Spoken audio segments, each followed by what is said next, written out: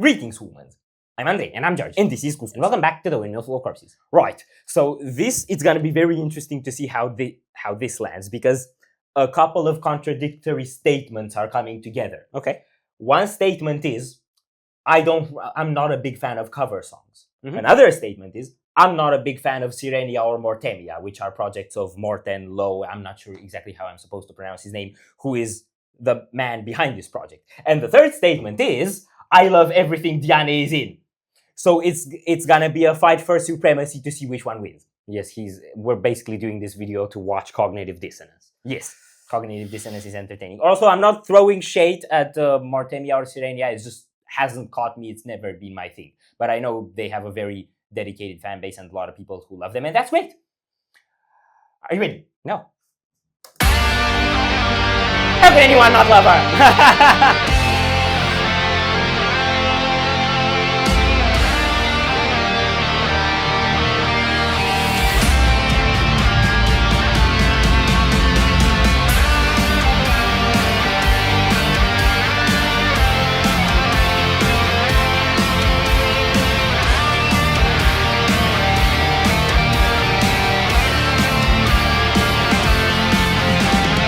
Once I thought I saw you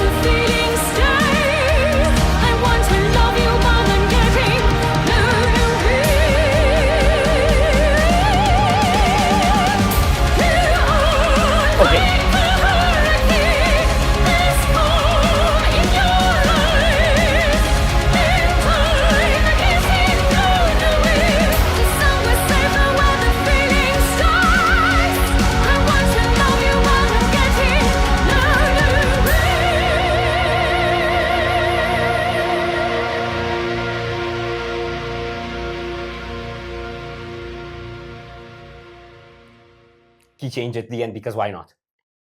Was it a key change or was it just the double bass hitting that made it feel bigger? I thought it was a key change.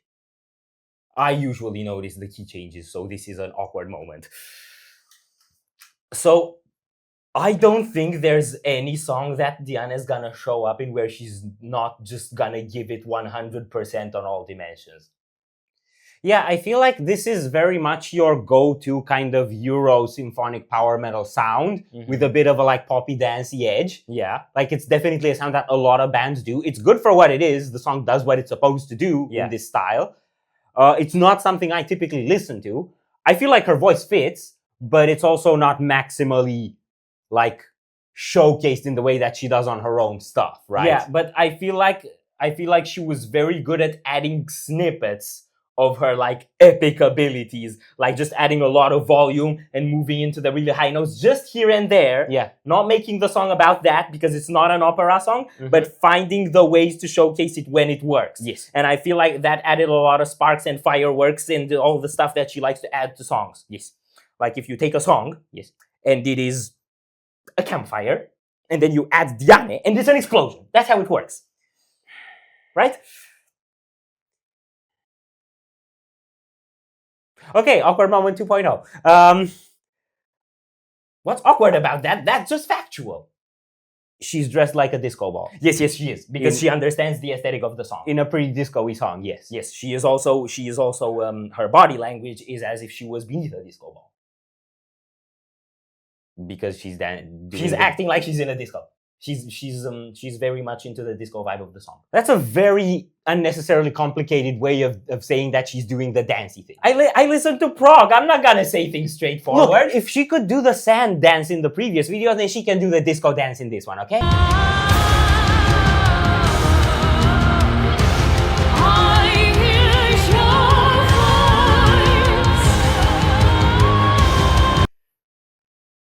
It doesn't have to be that complicated. Like Phantom Elite said.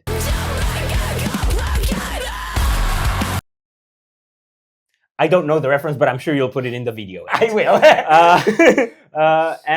If I wanted to say one more thing about the song, it's cool that it's got a bit of a cinematic feeling, I think, with the harmony. I don't know if it's just the video that gives me that impression, but I felt like the instrumental, if you were to take the vocals out of it, that really turned it into more of a pop symphonic song, it would feel pretty cinematic.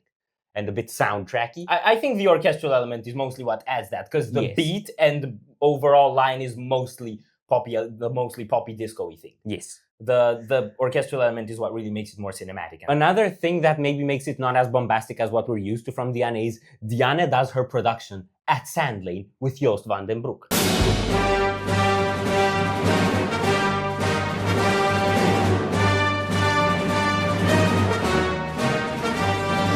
I'm pretty sure this was also done with Joost van den Broek at Sandlane. Okay, or at least recorded there, I think. I wouldn't know who produced this, but if it's a different style, definitely, from what she does on her solo stuff. I could see Joost adapting to something like this, but the stuff I know from him typically are more punchy and bombastic. Yeah. Especially the ones he did with Dianne. Yeah. Everything, both on Ex Libris and on Dianne, was just like biggest production you can get. Yes. And obviously we're into that shit, but again, it's a stylistic difference. You couldn't apply that here and expect it to sync. As far as I'm concerned, the Dianne versus cognitive dissonance, Dianne wins. I'm gonna be coming back and jamming this again. Yes, you. Also, she looks so happy. It makes me happy. It's weird how sometimes Dutch people can look so happy, because when you go out and talk to them, they have no emotions. Most Dutch people aren't Dianne. She's Dutch people with a twist. I can credit, yeah. Dutch people are gonna be the first people to be simulated by AI. You think? Yes, because they all behave like computers. I'm pretty sure that's people who live on the internet, but whatever. Okay. Are we done here? No. So if you enjoyed this reaction, we greatly appreciate the likes and shares. And if you want to see more, don't forget to subscribe with bells. Thank you very much for stopping by. We hope you enjoyed your stay, and we'd love to see you back at the Windmill very soon. Corpse is out.